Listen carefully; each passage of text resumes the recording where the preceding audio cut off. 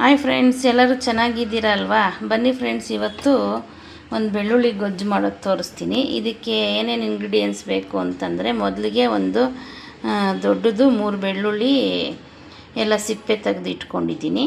ಆಮೇಲೆ ಒಂದು ಈರುಳ್ಳಿ ಹೆಚ್ಚಿಟ್ಕೊಂಡಿದ್ದೀನಿ. ಒಂದು 2 ಸಣ್ಣದು 2 ಟೊಮೆಟೊ ತೊಳೆದು ಹೆಚ್ಚಿಟ್ಕೊಂಡಿದ್ದೀನಿ. ಮತ್ತು 2 ಹಸಿಮೆಣ್ಸಿನ್ಕಾಯಿ, ಆಮೇಲೆ ಅಚ್ಕಾರದ ಪುಡಿ, ಆಮೇಲೆ ಧನಿಯಾ ಪುಡಿ ಒಂದು ಅರ್ಧ ಸ್ಪೂನು, ಆಮೇಲೆ ಬೇಳೆ ಸಾರು ಪುಡಿ ಒಂದು ಅರ್ಧ ಸ್ಪೂನು, ಮತ್ತು ಇದು ಮೆಂತ್ಯ ಮತ್ತು ಜೀರಿಗೆ ಹುರಿದು ಪುಡಿ ಮಾಡಿ ಇಟ್ಕೊಂಡಿದ್ದೀನಿ ಫ್ರೆಂಡ್ಸ್. ಇಷ್ಟು ಇಂಗ್ರೀಡಿಯೆಂಟ್ಸ್ ಬೇಕಾಗುತ್ತೆ. ಮತ್ತು ಮಾಮೂಲಿ ಎಣ್ಣೆ, ಸಾಸಿವೆ, ರುಚಿಗೆ ತಕ್ಕಷ್ಟು ಉಪ್ಪು ಮತ್ತು ಸ್ವಲ್ಪ ಇಂಗು ಬೇಕಾಗುತ್ತೆ ಫ್ರೆಂಡ್ಸ್. ಬನ್ನಿ ಈಗ ಹೇಗೆ ಮಾಡೋದು ಅಂತ ನೋಡೋಣ. ಮೊದಲಿಗೆ ಬಾಣಲಿ ಇಟ್ಕೊಂಡು ಎಣ್ಣೆ ಹಾಕ್ಕೊಂಬಿಡೋಣ.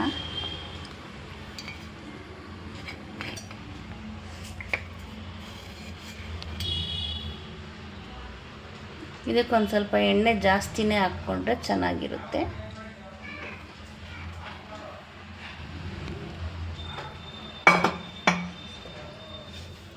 ನೆಕ್ಸ್ಟು ಸಾಸಿವೆ ಹಾಕ್ಕೊಂಬಿಡೋಣ.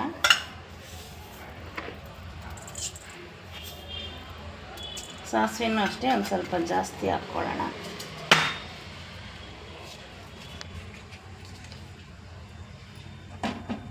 ಸಾಸಿವೆ ಸ್ವಲ್ಪ ಚಿಟ್ಲಿದ ಮೇಲೆ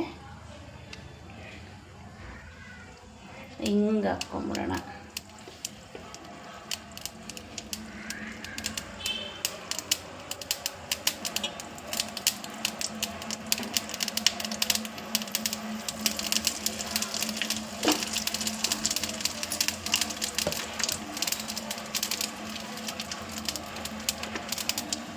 ಈಗ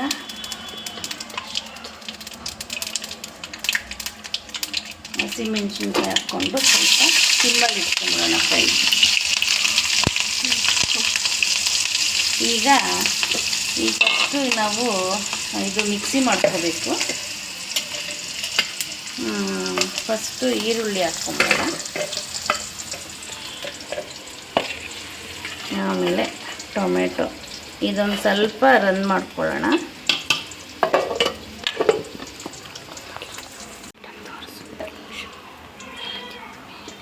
ನೋಡಿ, ಈಗ ಈ ಥರ ಮಾಡ್ಕೋಬೇಕು, ತುಂಬ ನುಣ್ಣಗೆ ಮಾಡ್ಕೋಬಾರ್ದು. ನೆಕ್ಸ್ಟು ಈಗ ಬೆಳ್ಳುಳ್ಳಿ ಹಾಕ್ಕೊಂಬಿಡೋಣ. ಇದಕ್ಕೇ ಬೆಳ್ಳುಳ್ಳಿ ಹಾಕ್ಬಿಟ್ಟು ಅದೊಂದು ಸ್ವಲ್ಪ ಹಾಗೆ ಸ್ವಲ್ಪ ಜಜ್ಜೋ ಥರ ರುಬ್ಕೊಂಬಿಡೋಣ. ಅಂದರೆ ಸಾಕು, ತುಂಬ ನುಣ್ಣಗಾಗಬಾರ್ದು. ಇವಾಗ ಇಲ್ಲಿ ಎಣ್ಣೆ ಸಾಸಿವೆ ಕಾದಿದೆಯಲ್ಲ, ಇದಕ್ಕೆ ಹಾಕ್ಕೊಂಬಿಡೋಣ.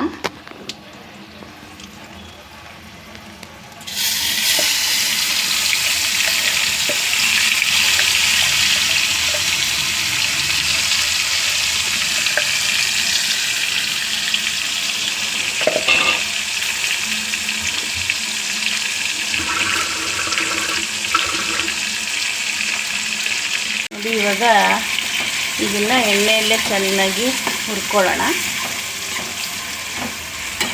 ಇದೊಂದು ಸ್ವಲ್ಪ ಹಸಿ ವಾಸನೆ ಹೋಗೋವರೆಗೂ ಹುರ್ಕೊಳ್ಳೋಣ. ಈಗ ಇದು ಬೇಯ್ತಾ ಇದ್ವಿ ಅಷ್ಟೊತ್ತಿಗೆ ಈಗ ಈ ಪುಡಿಗಳು ಇಟ್ಟಿದ್ನಲ್ಲ ಇದನ್ನೆಲ್ಲ ಹಾಕ್ಕೊಳ್ಳೋಣ. ಅಚ್ಕಾರದ ಪುಡಿ, ಬೇಳೆ ಸಾರಿನ ಪುಡಿ,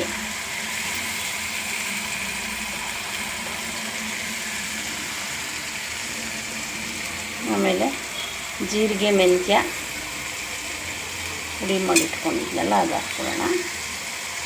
ಆಮೇಲೆ ಧನಿಯಾ ಪುಡಿ,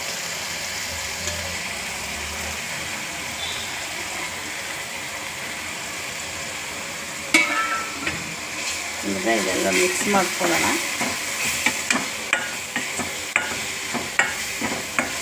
ಸ್ವಲ್ಪ ಸಿಮ್ಮಲ್ಲಿ ಇಟ್ಕೊಳ್ಬೇಕು ಫ್ರೆಂಡ್ಸ್. ಈಗ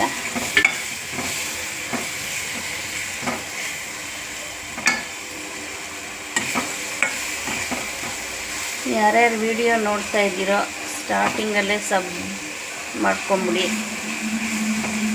ಇಷ್ಟ ಇಷ್ಟ ಆದರೆ ಲೈಕ್ ಆ್ಯಂಡ್ ಶೇರ್ ಮಾಡಿ ಫ್ರೆಂಡ್ಸ್. ಆಮೇಲೆ ನಾನು ಇದು ಹುಣಸೆ ಹುಳಿ ಹೇಳೋದು ಮರ್ತಿದ್ದೆ ಫ್ರೆಂಡ್ಸ್. ಇದು ಸ್ವಲ್ಪ ಹುಣಸೆಹಣ್ಣು, ಹಳೆ ಹುಣಸೆಹಣ್ಣು ಹಾಕಿದ್ರೆ ತುಂಬ ಚೆನ್ನಾಗಿರುತ್ತೆ. ಅದಕ್ಕೆ ನಾನು ಹಳೆ ಹುಣಸೆಹಣ್ಣು ಸ್ವಲ್ಪ ಎಲ್ಲ ಪೇಸ್ಟ್ ಮಾಡಿ ಇಟ್ಕೊಂಡಿದ್ದೀನಿ. ಈಗ ಇದಕ್ಕೆ ಸ್ವಲ್ಪ ಹಾಕೋಣ.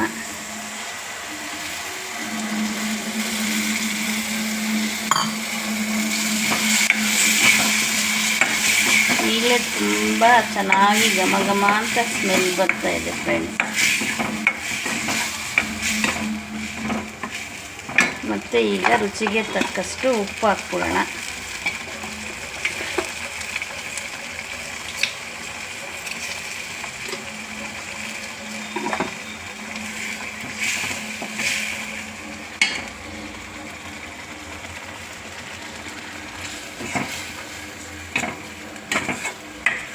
ಇದೆಲ್ಲ ಎಣ್ಣೆ ಬಿಟ್ಕೊಳ್ಳೋವರೆಗೂ ಈ ಥರ ಕೈ ಆಡಿಸ್ತಾ ಇರಬೇಕು ಫ್ರೆಂಡ್ಸ್.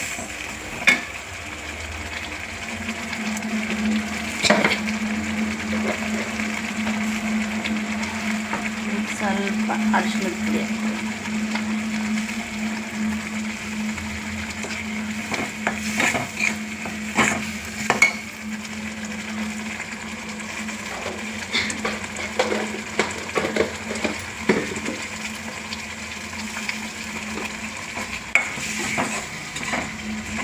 ಫ್ರೆಂಡ್ಸ್. ಇದು ತುಂಬ ಚೆನ್ನಾಗಿರುತ್ತೆ.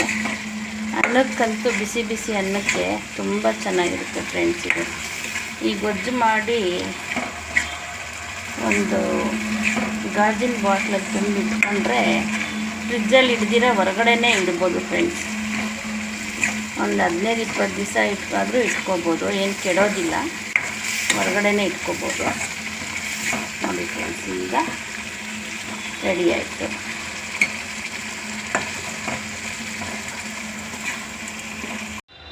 ನೋಡಿ ಫ್ರೆಂಡ್ಸ್, ಇವಾಗ ಇದು ಆಗಿದೆ. ಎಣ್ಣೆ ಎಲ್ಲ ಬಿಟ್ಕೊಂಡಿದ್ದೆ.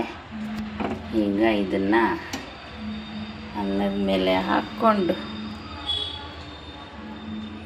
ತಿಂತಾ ಇದ್ದರೆ ಸೂಪರಾಗಿರುತ್ತೆ ಫ್ರೆಂಡ್ಸ್. ಈ ಥರ ನೋಡಿ ಒಂದು ಸಲ ಮಾಡ್ಕೊಂಡು ತಿನ್ನಿ, ತುಂಬ ಟೇಸ್ಟಿಯಾಗಿರುತ್ತೆ. ಅದರಲ್ಲೂ ಬೆಳ್ಳುಳ್ಳಿ ಆರೋಗ್ಯಕ್ಕೆ ತುಂಬ ಒಳ್ಳೆಯದು. ಹಿಂಗು ಬೆಳ್ಳುಳ್ಳಿ ಎಲ್ಲ ಹಾಕಿರೋದ್ರಿಂದ ಘಮ ಘಮ ಸ್ಮೆಲ್ ಬರ್ತಾ ಇದೆ. ನೋಡಿ ಫ್ರೆಂಡ್ಸ್, ಈ ಥರ ಎಲ್ಲ ಮಾಡ್ಕೊಂಡು ತಿನ್ನಿ, ತುಂಬ ಟೇಸ್ಟಿಯಾಗಿರುತ್ತೆ. Okay, thank you.